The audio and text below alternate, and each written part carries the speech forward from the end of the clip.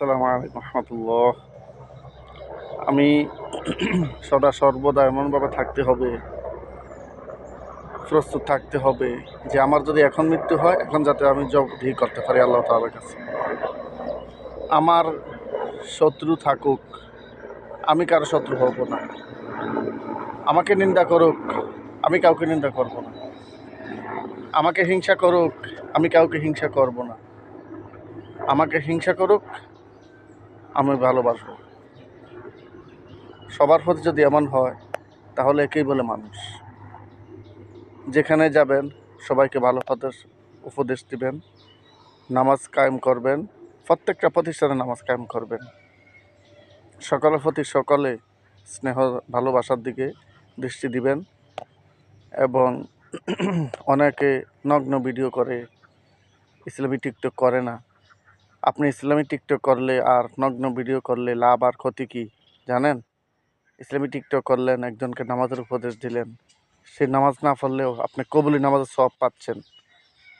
আর যদি আপনি নগ্ন ভিডিও করেন, আপনার দ্বারা আরও খারাপ বাড়লো, তাহলে কি হবে? আখেরাতে যায় আপনি কি জবাব দিবেন? জিনা হইতেই থাকবে। আপনি কবরে যাইবেন, এই জিনার গুনার কবরে যাইতেই থাকবে। উপায় আছে? আল্লাহর কাছে এখনও সময় আছে, মাপ চান, ভালো হয়ে যান। সবাইকে ভালো পথের উপদেশ করুন। কারো প্রতি কেউ হামলা করবেন না। রেগেছেন তো হেরেছেন। রাজনীতি করেন আর পরিবার করেন, যেই কিছুই করেন না কেন, কারো প্রতি কেউ হামলা করবেন না। একদিনের দুর্ঘটনা সারা জীবনের কান্না। ড্রাইভারদেরকেও বলছি, আপনারা একটু নিয়ন্ত্রণ রেখে গাড়ি চালান। এত তাড়াহুড়ো করে গাড়ি চালায়েন না। আরেকজনের জীবন ধ্বংস করিয়েন না, নিজের জীবন ধ্বংস করিয়েন না। সবাই ভালো হয়ে যায়।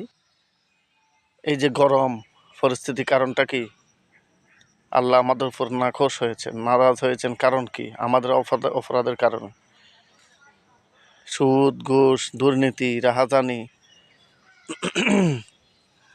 ইফটিজিং, হর হামেশা আমরা খারাপই লিপ্ত আছি। আমলকে কয়জনে করি? সদা সর্বদা আমলে লিপ্ত থাকি।